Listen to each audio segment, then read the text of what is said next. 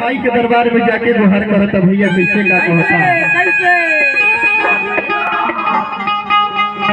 कहता कि ए माई तहार दृष्टि जकरा पर पड़ जाला, ध्यान जकरा पर हो जाला पर जिंदगी सवर जाला।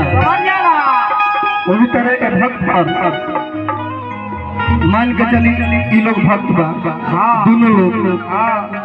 अभी यह लोग दोनों जानी के शादी नहीं के भइल। अच्छा भैया के शादी नहीं के भइल अभी ठीक है तो रही जोड़ी बस पीछे के बाकी निकरा के माई से गुहार लगाओ तक ये माई हमारे ऐसा घर पर दी हो, सास ससुर दी हो, गोतिया परिवार दी हो कि हमारे कोनो प्रकार के दिक्कत ना होके।